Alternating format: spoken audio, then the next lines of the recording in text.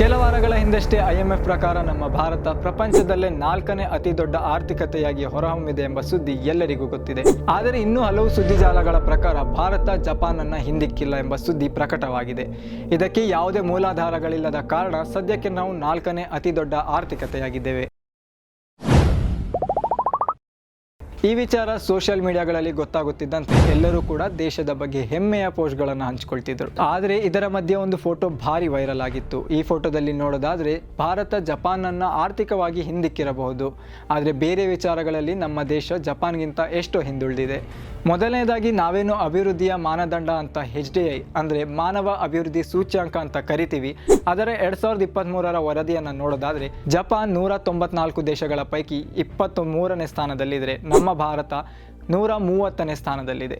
ಇದು ದೇಶದ ಪ್ರಜೆಗಳ ಆರೋಗ್ಯಕರ ಜೀವಿತಾವಧಿ, ತಲಾ ಆದಾಯ ಮತ್ತು ಶೈಕ್ಷಣಿಕ ಸರಾಸರಿ ವರ್ಷಮಾನಗಳ ಸರಾಸರಿ ಸೂಚ್ಯಾಂಕವಾಗಿದೆ.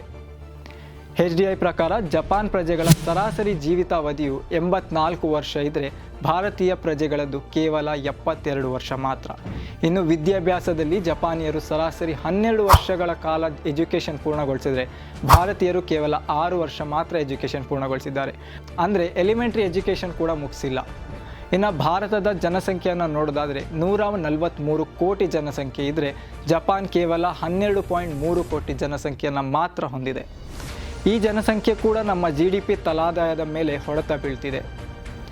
ಹಾಗಾದರೆ ಈ ವಿಚಾರಗಳಲ್ಲಿ ಭಾರತ ಜಪಾನ್ಗಿಂತ ಹಿಂದಿರಲು ಕಾರಣ ಏನಂತ ನೋಡೋದಾದರೆ ಮೊದಲನೇದಾಗಿ ಬಡತನ.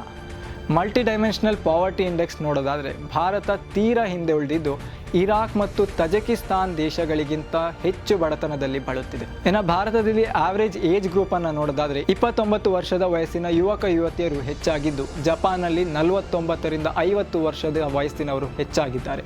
ಇದನ್ನು ಒಂದು ಅಡ್ವಾಂಟೇಜ್ ಆಗಿ ಒಳ್ಳೆ ಹ್ಯೂಮನ್ ರಿಸೋರ್ಸ್ ಆಗಿ ಚೆನ್ನಾಗಿ ಉಪಯೋಗಿಸಿಕೊಳ್ಳುವ ಅವಕಾಶ ಇದ್ದರೂ ಕೂಡ ಇದೊಂದು ನಿರುದ್ಯೋಗದ ಸಮಸ್ಯೆಯಾಗಿ ಭಾರತಕ್ಕೆ ಮಾರಕವಾಗಿ ಬಿಟ್ಟಿದೆ. ಇನ್ನು ದಿ ಎಕನಾಮಿಕ್ ಟೈಮ್ಸ್ನ ವರದಿಯ ಪ್ರಕಾರ ಭಾರತದಲ್ಲಿ 2025ರ ಏಪ್ರಿಲ್ನಲ್ಲಿ 5.1% ನಿರುದ್ಯೋಗದ ದರ ಮೇ ತಿಂಗಳಲ್ಲಿ 5.6ಕ್ಕೆ ಏರಿಕೆಯಾಗಿದೆ. ಅಂದರೆ ಗ್ರಾಮೀಣ ಮತ್ತು ನಗರ ಪ್ರದೇಶಗಳಲ್ಲಿ ನಿರುದ್ಯೋಗ ಹೆಚ್ಚಾಗಿದ್ದು ಗ್ರಾಮೀಣ ಭಾರತದಲ್ಲಿ 15ರಿಂದ 29 ವರ್ಷದ ವಯಸ್ಸಿನವರ ನಿರುದ್ಯೋಗ ದರವು ಮೇ ತಿಂಗಳಲ್ಲಿ 13.7ಕ್ಕೆ ಏರಿಕೆಯಾಗಿದೆ. ಇದು ಏಪ್ರಿಲ್ನಲ್ಲಿ 12.3ರಷ್ಟಿತ್ತು.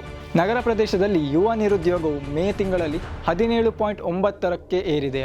ಒಂದು ತಿಂಗಳ ಹಿಂದೆ ಇದು ಕೇವಲ 17.2ರಷ್ಟಿತ್ತು. ಇನ್ನು ಯಾವುದೇ ಒಂದು ದೇಶದ ಬೆಳವಣಿಗೆ ಕಾಣಬೇಕಂದ್ರೆ ಆ ದೇಶದ ಆಡಳಿತ ವ್ಯವಸ್ಥೆಯಲ್ಲಿ ಮುಖ್ಯವಾಗಿರಬೇಕಾದದಂದರೆ ಭ್ರಷ್ಟಾಚಾರ ಮುಕ್ತ ವ್ಯವಸ್ಥೆ.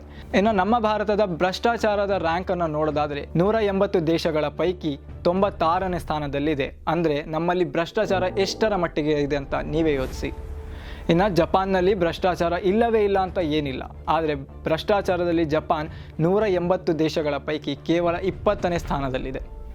ಇನ್ನು ಪ್ರಪಂಚದ ದೊಡ್ಡ ಕಂಪ್ನಿಗಳಾದ ಗೂಗಲ್, ಮೈಕ್ರೋಸಾಫ್ಟ್, ಯೂಟ್ಯೂಬ್, ಅಡೋಬಿ ಅಂತಹ ಕಂಪ್ನಿಗಳಿಗೆ ಭಾರತೀಯರೇ CEO ಆಗಿದ್ದಾರೆ. ಇದಕ್ಕೆ ಮೂಲ ಕಾರಣ ಏನಂದರೆ ಬ್ರೈನ್ ಡ್ರೈನ್ ಅಂದರೆ ಒಂದು ದೇಶದ ಅಥವಾ ಒಂದು ಪ್ರದೇಶದ ಪ್ರತಿಭಾವಂತ ಮತ್ತು ವಿದ್ಯಾವಂತ ಜನರು ಬೇರೆ ಕಡೆಗೆ ಕೆಲಸಕ್ಕೆ ವಲಸೆ ಹೋಗೋದು. ಇದರಿಂದ ಆ ದೇಶದ ಅಥವಾ ಆ ಪ್ರದೇಶದ ಕೌಶಲ್ಯವುಳ್ಳ ಜನರ ಕೊರತೆ ಆಗುತ್ತದೆ.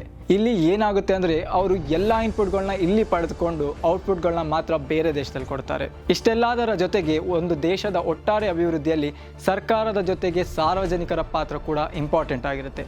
ಆದರೆ ನಮ್ಮ ದೇಶದಲ್ಲಿ ಇನ್ನೂ ಕೂಡ ಎಷ್ಟೋ ಜನರಿಗೆ ಬೇಸಿಕ್ ಸಿವಿಕ್ ಸೆನ್ಸ್ ಕೂಡ ಸರಿಯಾಗಿ ಗೊತ್ತಿಲ್ಲ.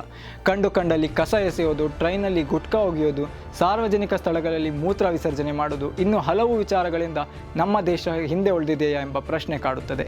ಇನ್ನು ಇದಕ್ಕೆ ಸೊಲ್ಯೂಷನ್ ಏನಪ್ಪ ಅಂತ ನೋಡೋದಾದರೆ ಈ ಹಿಂದೆ ನಮ್ಮ ಭಾರತದ ಬೆಳವಣಿಗೆಗೆ ಟ್ರಿಕಲ್ ಡೌನ್ ಸಿದ್ಧಾಂತ ಅನುಸರಿಸ್ತಿದ್ರು. ಇದರ ಪ್ರಕಾರ ಹೆಚ್ಚು ಉತ್ಪತ್ತಿ ಇರುವ ಉದ್ಯಮಿಗಳು ಕೈಗಾರಿಕೋದ್ಯಮಿಗಳಿಗೆ ತೆರಿಗೆಯಲ್ಲಿ ವಿನಾಯಿತಿ ನೀಡುವುದಾಗಿದೆ. ಹಾಗೆ ಮಾಡಿದಾಗ ಉದ್ಯಮಿಗಳಿಗೆ ಹೆಚ್ಚಿನ ಹೂಡಿಕೆ ಮಾಡಲು ಅವಕಾಶ ಮಾಡಿಕೊಟ್ಟ ಆಗುತ್ತದೆ. ಈ ಮೂಲಕ ಉದ್ಯೋಗ ಸೃಷ್ಟಿಯಾಗಿ ಹಣ ಸಿರಿವಂತರಿಂದ ಬಡವರ ಕಡೆಗೆ ಹರಿಯುತ್ತದೆ ಎನ್ನುವುದು.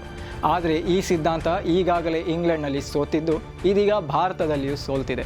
ಕೇವಲ GDP ಅಥವಾ ಆರ್ಥಿಕ ಬೆಳವಣಿಗೆಯನ್ನು ಮಾತ್ರ ಪರಿಗಣಿಸದೆ ಸಾಮಾಜಿಕ ಬೆಳವಣಿಗೆ, ಶೈಕ್ಷಣಿಕ ಗುಣಮಟ್ಟವನ್ನು ಕೂಡ ಪರಿಗಣಿಸಲಾಗುತ್ತದೆ. ಹೀಗಾಗಿ ನಮ್ಮ ದೇಶದ ವಾರ್ಷಿಕ ಬಜೆಟ್ನಲ್ಲಿ ಮೂಲಭೂತ ಅಂಶಗಳಾದ ಶಿಕ್ಷಣ, ಆರೋಗ್ಯ ಮತ್ತು ಸಮಾಜ ಕಲ್ಯಾಣ ಕ್ಷೇತ್ರಕ್ಕೆ ಹೆಚ್ಚಿನ ಅನುದಾನವನ್ನು ನೀಡಬೇಕಾಗಿರುವುದು ಅತ್ಯಗತ್ಯವಾಗಿದೆ. ಇಂಥದ್ದೇ ಮತ್ತಷ್ಟು ಫ್ಯಾಕ್ಟ್ ವಿಚಾರಗಳನ್ನು ಹೊತ್ತು ನಿಮ್ಮ ಮುಂದೆ ತರ್ತೀವಿ. ಅಲ್ಲಿವರೆಗೂ ನೋಡ್ತಾ ಇರಿ ಫಿಲೋಸ್ ಫ್ಯಾಕ್ಟರಿ.